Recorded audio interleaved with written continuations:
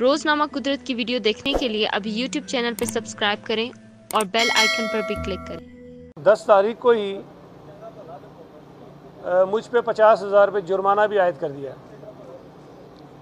और दिलचस्प बात यह है कि जिस बुनियाद पर मुझे जुर्माना दिया गया, जो ऑर्डर मेरे पास है जुर्माने वाला, उसमें वो कहते हैं कि मुझे कोई 30 तारीख को नोटिस हुआ था, 30 नवंबर को।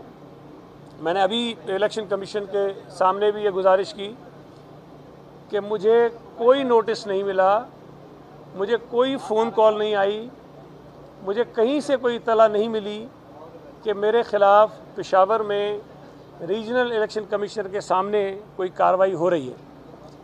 अगर तो मुझे पता होता तो जिस तरह मैं यहाँ इस्लामाबाद में पेश हुआ हूँ, मैं यकीनन पेशावर में भी वहाँ पेश हो जाता और अपनी जो बात थी उनके सामने रखता।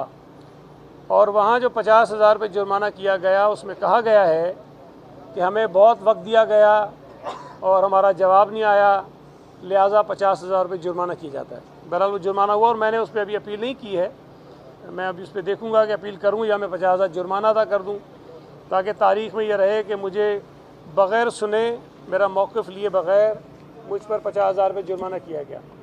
फिर आज का जो नोटिस है वो इलेक्शन कमीशन का एक इंतखाबी कोड ऑफ कंडक्ट है, उसकी वायलेशन पर मुझे जारी किया गया है।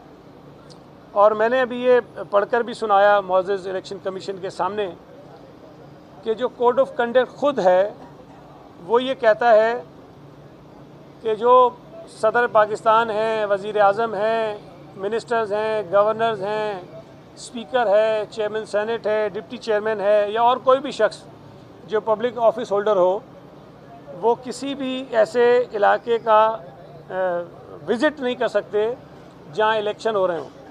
अब आगे जो चीज़ लिखी हुई है कि वो विज़िट करके कोई डेवलपमेंट स्कीम अनाउंस नहीं कर सकते, वहाँ कंपेन नहीं कर सकते और किसी कैंडिडेट या पॉलिटिकल पार्टी की सपोर्ट नहीं कर सकते।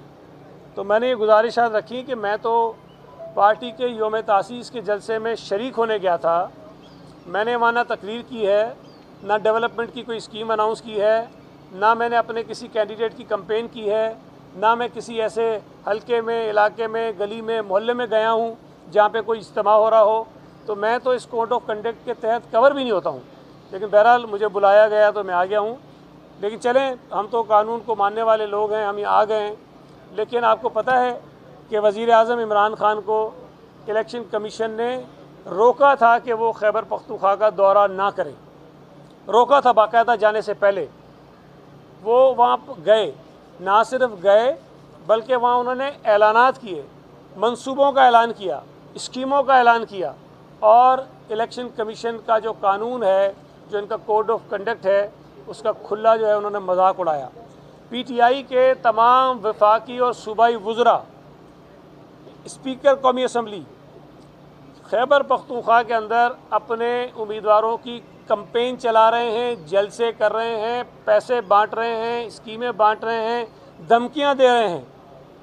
मुझे उम्मीद है ये जो रीजनल इलेक्शन कमिश्नर साहब हैं, जिन्होंने मुझे बग़ैर सुने, मेरी तकरीर भी बग़ैर सुने, मैंने तकरीर तो की नहीं थी, मेरे मुंह से कोई लफ्ज़ निकला भी नहीं था, और इस बुनियाद पर उन्होंने जो है मुझ पर 50,000 जुर्माना किया है।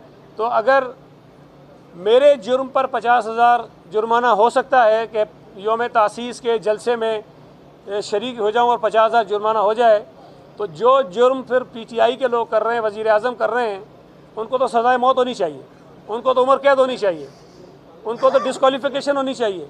चूँकि जो जुर्म है उसका तनासुब जो है मुझसे 1000 गुना बड़ा है।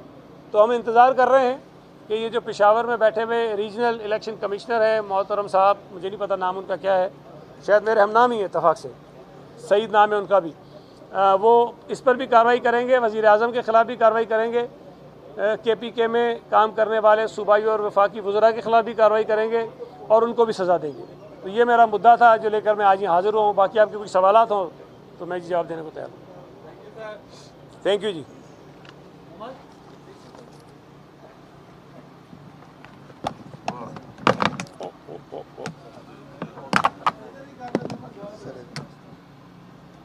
स्टांस है आंसर? क्या बेटा, जब वो बात कर रहे होते हैं तो ये नहीं करते हैं, बुरा लगता है। मैं भी डिस्टर्ब होता हूँ, वो भी डिस्टर्ब होते हैं। सर एक